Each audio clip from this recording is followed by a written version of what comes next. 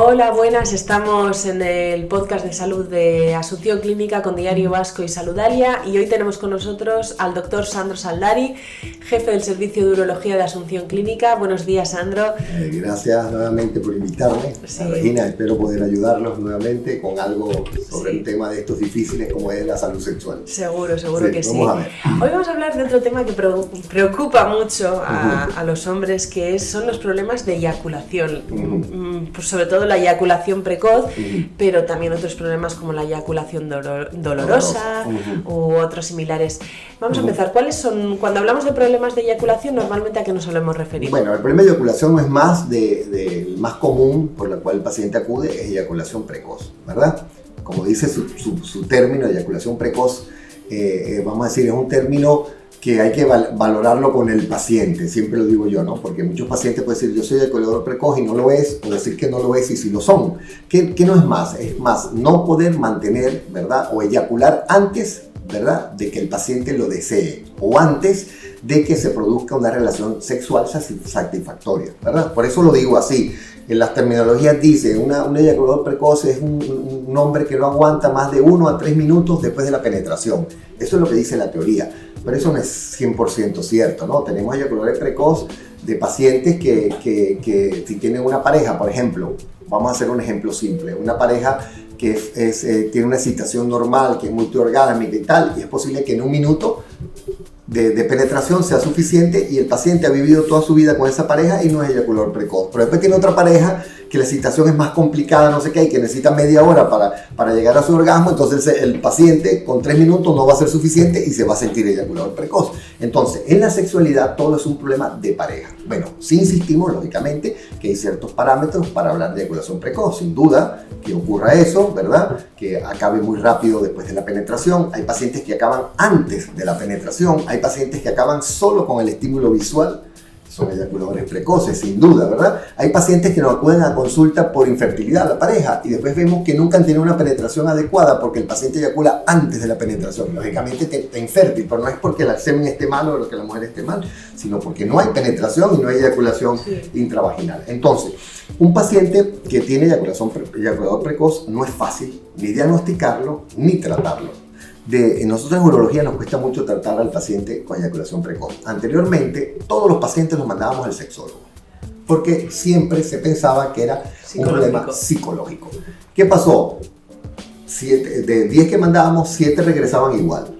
Entonces, no era que el sexólogo no podía dar con el problema, sino que, sin duda, en el interrogatorio aprendimos de que hay problemas psicológicos de eyaculación precoz y sin duda hay problemas funcionales y médicos de la eyaculación precoz. Entonces, cuando hacemos el interrogatorio tenemos que separar eso para saber cómo vamos a tratar al paciente. Entonces, quiere decir que el paciente hay que tratarlo de una forma multidisciplinaria. ¿Qué quiere decir? Todos los pacientes que tienen eyaculación precoz, seguro yo los mando al sexólogo.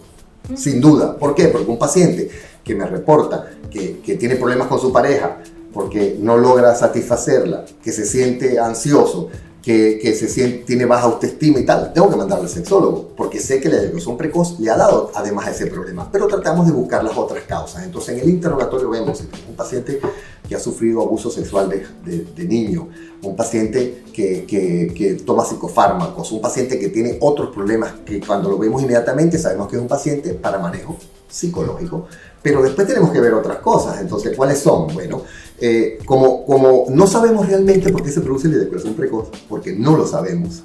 Lo único que hemos sabido es, después de muchos años, es que hay un trabajo que se ha hecho y se ha tocado la sensibilidad del pene con electroestimulación, con milivoltios, se ha hecho un trabajo grandísimo y se demostró ¿qué se hacía? Se medía con electricidad la sensibilidad que había en el pene.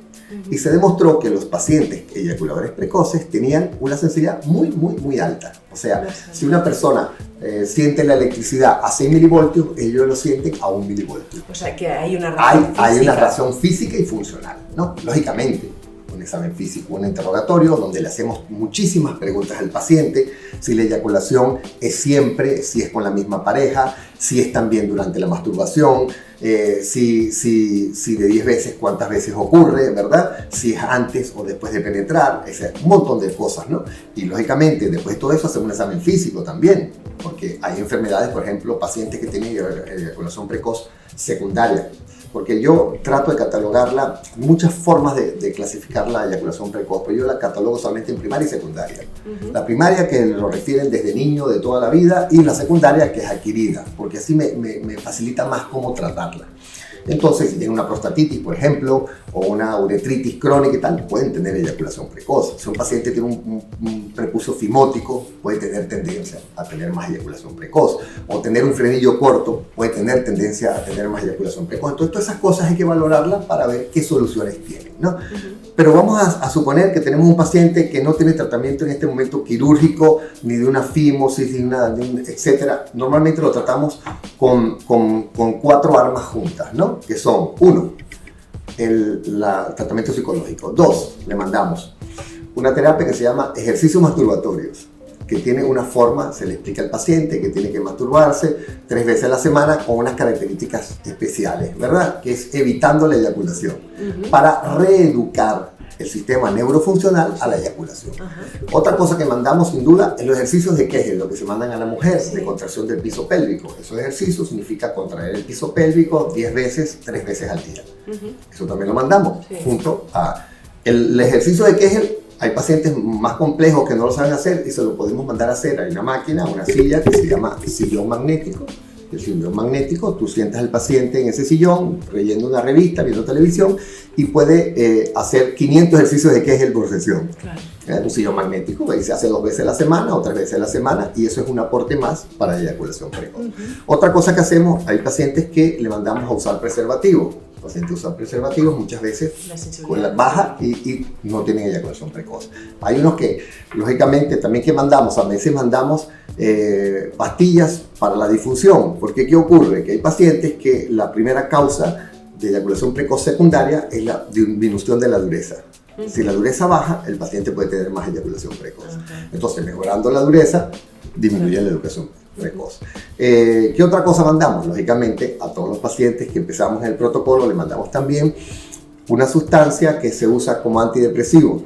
No porque lo usemos como antidepresivo, sino que los antidepresivos son inhibidores de una sustancia de la serotonina, entonces baja la respuesta neurofuncional a la eyaculación y los pacientes disminuyen la eyaculación. Siempre le decimos a los pacientes, esta pastilla te va a ayudar, pero no te va a curar. Claro. Te va a curar los ejercicios masturbatorios, los ejercicios de Kegel, porque tenemos que recuperar el reflejo neurofuncional de la eyaculación.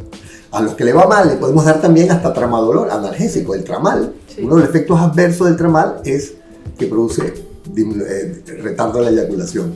Entonces hay pacientes, se le mandamos el tramadolor, que es un analgésico, que si lo hay con paracetamol, ¿verdad? Que se usa para otras cosas, y cuando lo toman, de hecho hay pacientes que nos dicen, doctor, es que tuve mal de la columna, me dieron tramadolor y me mejoré.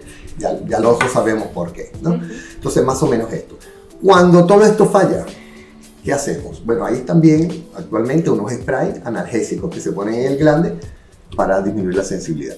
Cuando todo esto falla, ¿qué hay? Bueno, la última opción, después que tenemos un paciente que tiene que entender para la eyaculación precoz 1 año por lo menos de tratamiento, a ver cómo está, no es un tratamiento de 2 meses, ni de 3 meses, ni de 15 días, le podemos indicar una cirugía que se llama neurotomía peniana. Es una cirugía que conoce muy poca gente y es como una pequeña circuncisión, y después se liberan unos nervios superficiales del pene y se cortan esos nervios. Y el paciente mejora de la eyaculación precoz. Vamos, por lo que entiendo, al final los tratamientos van en 2 líneas. Una parte, de alguna forma, reeducar al pene, al reflejo neurovascular, para controlarlo, como quien dice, y la otra vía sería siempre trabajar en bajar la sensibilidad de la zona por diferentes medios. Eso más o menos va allí, ¿verdad? La cirugía tiene muchos detractores y otros que le van bien, como siempre. Si se indica bien, nosotros sabemos que los pacientes que le va bien con los sprays, dicen, doctor, cuando uso un spray me va muy bien, le va bien con la neurotomía. Ya sabemos por qué. Bueno, sabemos que es 100% sensibilidad.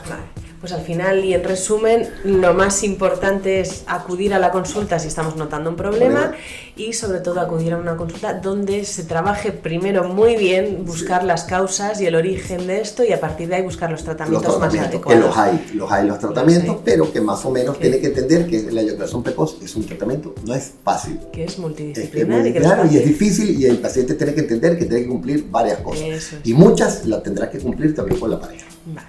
Estupendo. Oye, pues muchísimas gracias, Sandro. Gracias por invitarme. Y hasta la próxima. Gracias por invitarme.